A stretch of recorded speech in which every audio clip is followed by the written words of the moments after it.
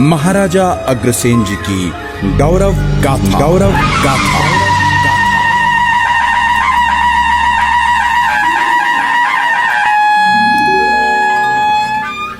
5142 वर्ष पूर्व सूर्यवंशी भगवान श्री राम के वंशज महाराजा वल्लभ सेन जी एवं महारानी श्रीमती भगवती देवी जी के घर पहले नवरात्रि के दिन बालक अग्रसेन जी का जन्म हुआ। यह द्वापर युग का अंतिम चरण एवं कलयुग का आगमन था।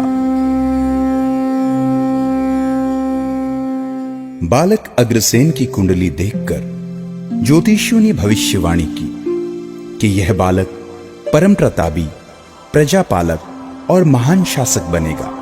साथ ही इनका वंश इनके नाम से जाना जाएगा। बाल्यकाल में शिक्षा ग्रहण करने के लिए इन्हें मुनि तांडे के आश्रम में भेजा गया। वहां से समस्त विद्याओं में पारंगत होकर एक अच्छे शासक बनने के सभी गुण प्राप्त किए।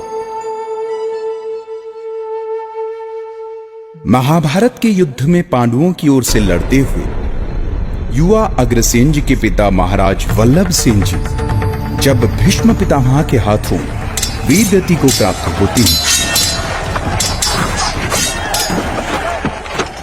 तब शोकाकुल अग्रसेन जी को भगवान श्री कृष्ण ने शोक से उबरने के लिए दिव्य ज्ञान दिया और पिता के राजकाज संभालने का आदेश देते हुए कहा, हे राजन, जन्म और मृत्यु तो संसार का नियम है, जिससे किसी का भी बच पाना असंभव है। अतः तुम्हें धैर्य रखकर इसे स्वीकार करते हुए आगे बढ़ना होगा। एक योद्धा की भांति राजधर्म का पालन करते हुए तुम्हें अभी बहुत कुछ करना है। हे राजन, समस्त राज्य की प्रजा तुम्हारा मार्ग देख रही है। उठो वत्स और सांसारिक नियमों का पालन करो। निश्चित तौर पर विजय तुम्हारी ही होगी। कुछ समय पश्चात नागलोक के राजा कुमुद की पुत्री राजकुमारी माधवी के स्वयंवर में, जहां भूलोक के राजकुमार और देवलोक से इंद्र भी भाग लेने पहुंचे थे, वहां महाराज अग्रसेन जी भी उपस्थित हुए।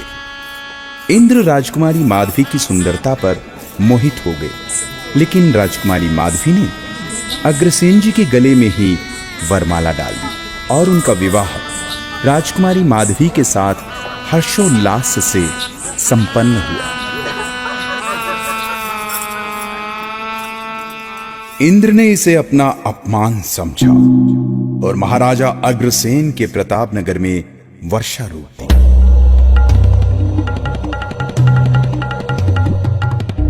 इसके फलस्वरूप सूखे की स्थिति पैदा हो गई और चारों तरफ त्राही त्राही मच गई।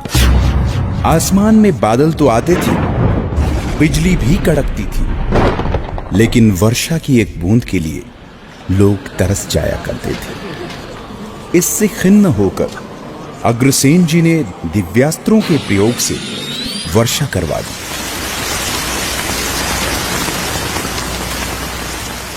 और समस्या का स्थायी समाधान निकालने हेतु समृद्धि की देवी मां लक्ष्मी की कठोर तपस्या की। इनकी इस तपस्या से प्रसन्न होकर मां लक्ष्मी ने उन्हें दर्शन दिए और सुख समृद्धि का आशीर्वाद देते हुए नए राज्य की स्थापना करने का निर्देश दिया और कहा, पुत्र, उठो पुत्र, मैं तुम्हारे कठिन तप से प्रसन्न हूँ।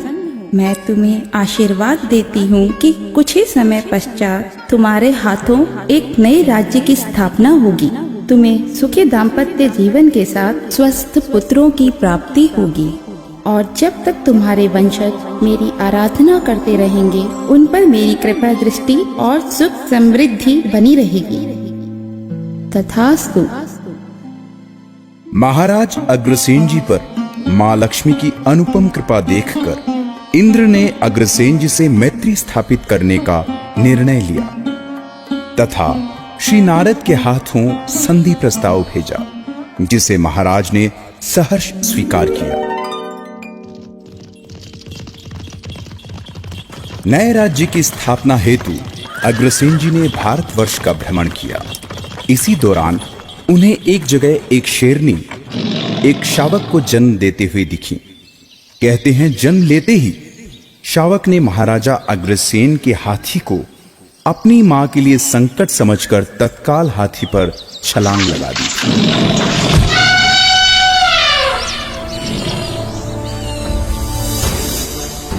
उन्हें लगा कि यह देवीय संदेश है जो इस वीर भूमि पर उन्हें राज्य स्थापित करने का संकेत दे रहा है। ऋषि मुनियों और ज्योतिषियों की सलाह पर धरती को शुद्ध करवाने हेतु यज्ञ करवाए तथा जियो और जीने दो के मंत्र के साथ शासन व्यवस्था शुरू हुई। नदियों के पानी को नहर मार्ग से नगर तक लाया गया और नए राज्य का नाम अग्रोहा रखा गया, जो वर्तमान में हरियाणा के हिसार में स्थित है। आज भी यह स्थान अग्रवाल समाज के लिए 5वें धाम के रूप में पूजा जाता है। मां लक्ष्मी जी के आशीर्वाद से महाराजा अग्रसेन जी को 18 पुत्रों की प्राप्ति हुई। राजकुमार विभु उनके सबसे बड़े बेटे थे। समस्त पुत्रों को महर्षि गर्ग द्वारा शिक्षा प्रदान की गई। कुशल शासक का परिचय देते हुए सच्चे समाजवाद की स्थापना हेतु नियम बनाया कि उनके नगर में बाहर से आकर बसने वाले प्रत्येक परिवार की सहायता के लिए नगर का प्रत्येक परिवार उसे एक तत्कालीन प्रचलन का सिक्का व एक ईंट देगा, जिससे आसानी से नवागंतुक परिवार स्वयं के लिए निवास स्थान व व्यापार का प्रबंध कर सके। महाराजा अग्रसेन जी ने पुनः वैदिक सनातन आर्य संस्कृति की मूल मान्यताओं को लागू कर राज्य के पुनर्गठन में कृषि, व्यापार, उद्योग, गौपालन के विकास के साथ साथ नैतिक मूल्यों की पुनः स्थापना की, जिसे एक नए युग का जन्म माना जाता है। मां लक्ष्मी की कृपा से महाराज अग्रसेन जी ने अपने राज्य को 18 गणराज्यों में विभाजित कर एक विशाल गणराज्य का निर्माण किया। महर्षि गर्ग ने महाराजा अग्रसेन को 18 गणाधिपतियों के साथ 18 यज्ञ करने का संकल्प करवाया। यज्ञों में बैठे 18 गणाधिपतियों के नाम पर ही अग्रवंश के 17.5 गोत्र बने और अग्रवाल समाज की स्थापना हुई। उस समय यज्ञों में पशु बलि अनिवार्य रूप से दी जाती थी। प्रथम यज्ञ के पुरोहित स्वयं गर्ग ऋषि बने। सबसे बड़े राजकुमार विभु को दीक्षित कर उन्हें गर्ग गोत्र से मंत्रित किया। इसी प्रकार दूसरा यज्ञ गोभिल ऋषि ने करवाया और गोयल गोत्र का प्रारंभ हुआ। इस तरह से 17 यज्ञ पूर्ण हो चुके थे। 18वें यज्ञ के दौरान महाराज अग्रसेन जी ने बलि देने वाले घोड़े की व्याकुलता देखकर तत्काल बलि निषेध का आदेश दिया और अग्रकुल के लिए आजीवन अहिंसा और शाकाहार का संकल्प ले लिया। अतएव 18वें यज्ञ की पूर्ण आहुति के लिए श्रीफल को ही साधन बनाया गया। ऐसा कहा जाता है कि अंतिम यज्ञ में पशु बलि न होने के कारण गोत्र अधूरा रह गया, परंतु महाराज के आदेश पर 18वें यज्ञ को नगेंद्र ऋषि द्वारा नांगल गोत्र से अभिमंत्रित किया गया। यह गोत्र पशु बलि न होने के कारण आधा माना जाता है। इस प्रकार अग्रवाल समाज में आज भी 18 नहीं 17.5 गोत्र प्रचलित हैं। गोत्रों के नाम कुछ इस प्रकार हैं: गर्ग, गोयल, गोयन, बंसल, कंसल, सिंघल, मंगल, जिंदल, तिंगल, ऐरन, धारण, मंदल, बिंदल, मित्तल, कुच्छल, मधुकुल, टायल और नांगल। वृद्ध होने पर महाराज अग्रसेन जी ने सन्यासी जीवन अपनाकर महालक्ष्मी देवी जी की तपस्या की और उन्हें प्रसन्न करके संपूर्ण अग्रकुल के लिए आजीवन समृद्धि का वरदान पाया। और ऐसे परम प्रतापी समाज सुधारक महाराज अग्रसेन जी ने अग्रधारणा को एक समाज का रूप दिया और हमारे अग्रकुल के महान प्रवर्तक बने।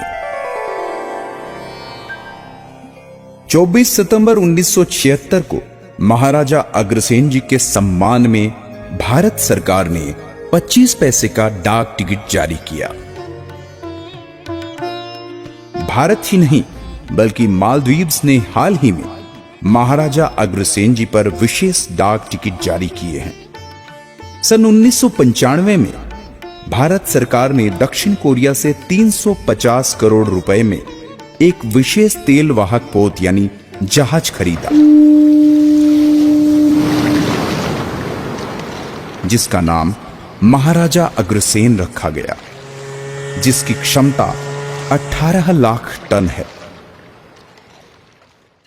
राष्ट्रीय राजमार्ग 10 का आधिकारिक नाम भी महाराजा अग्रसेन जी पर ही है। यह हम सब अग्रवालों के लिए गर्व का विषय है। महाराज अग्रसेन जी की जय हो, जय हो।